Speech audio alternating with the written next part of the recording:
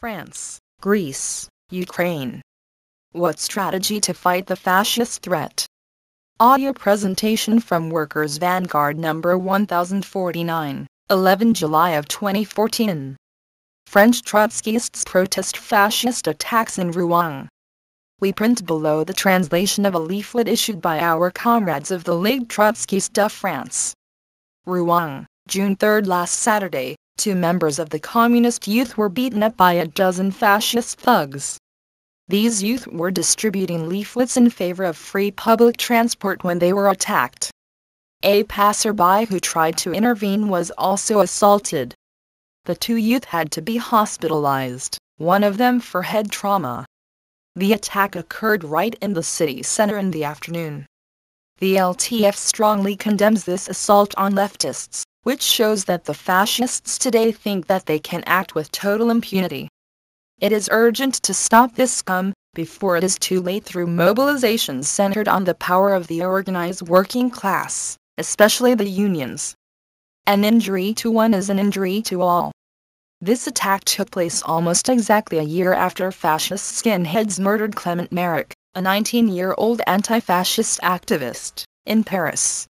The fascists' violence is first directed against dark-skinned minorities, gays, Jews and anti-fascists, but their ultimate goal is the physical destruction of the workers' movement. After Clement Merrick's murder, President François Hollande's Interior Minister Manuel Valls outlawed the fascist outfit's Third Way and Nationalist Revolutionary Youth. We have insisted that fascists cannot be combated through government bans. As history shows, the ruling class in fact uses such laws against the workers' movement. It is also futile to appeal to the préfet, the regional government official, who is the local representative of Valls' Interior Ministry. Not only are the fascists stronger today than last year, but they have been emboldened by their victories in recent municipal and European Union Parliament elections. Their attacks have become more and more frequent. On the Rouen University campus, we have been raising the alarm to leftist groups about the presence of many notorious fascists there. In October 2011, fascists physically threatened a leftist concert. Chasing them away would not be difficult if union leaders and leftist groups on campus seriously sought to mobilize workers, teachers and students who are disgusted by these provocations. Fascist attacks against leftists and minorities are also increasing in other cities. On May 17, an LGBT rainbow flag was burnt during the night at the office of the AIDS Normandy organization in Rouen, which helps AIDS patients. The rise of fascism in the country, as in Europe more generally, takes place in the context of all-sided attacks on the working class by the Hollande-Valls government. Socialist Party leader Hollande was elected president 2 years ago thanks especially to support from the French Communist Party, Jean-Luc Mélenchon's Left Party, the new anti-capitalist party and the leadership of the CGT Union Federation. Luc Ouvrier left it up to voters whether or not to go for Hollande, while advising people to vote against former President Nicolas Sarkozy. In contrast, we were the only ones on the left who called for not voting for Hollande, a left capitalist government that was put in place to push through anti-working class measures that Sarkozy's right-wing government was unable to carry out.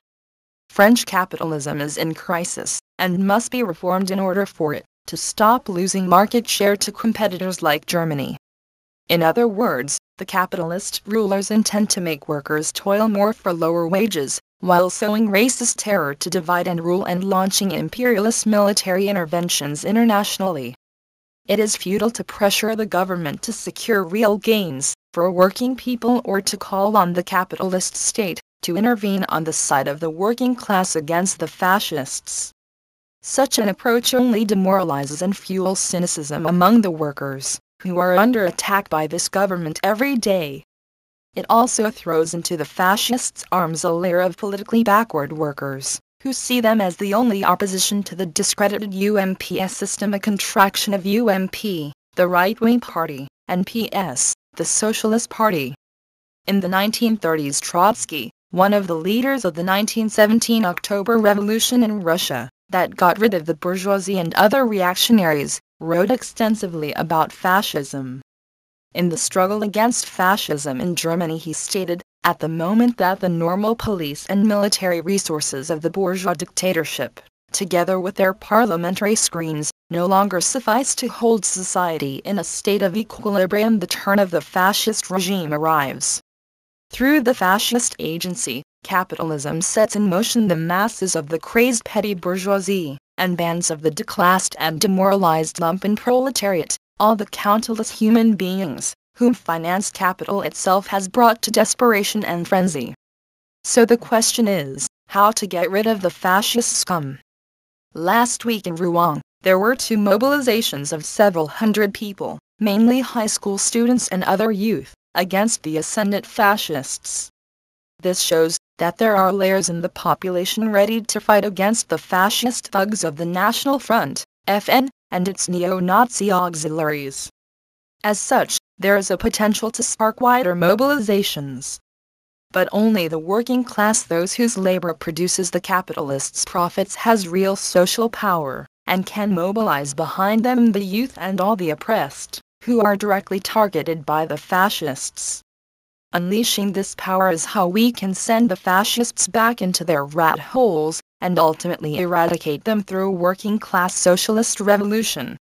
On May 4, the FN's Marine Le Pen tried to campaign at the market in Sativille, a multi-ethnic working-class suburb of Rouen, where important railcar repair yards are located. It's a good thing that she was chased away. She was under the protection of Val's cops. But if the unions had mobilized the workers of the Sativille railway depot, the automobile plant in nearby Cléon, the harbor, and the petrochemical plants, Le Pen would not even have dared to show up. The obstacle to such a mobilization is political, the reformist misleadership of the working class. The union tops keep bleating about unity of the working class and the left. However, their purpose is not to mobilize the working class and struggle for its own interests, but to pressure the government and divert the working class from what it should do. We need a revolutionary vanguard party to fight against the reformists' program and put forward a proletarian internationalist perspective.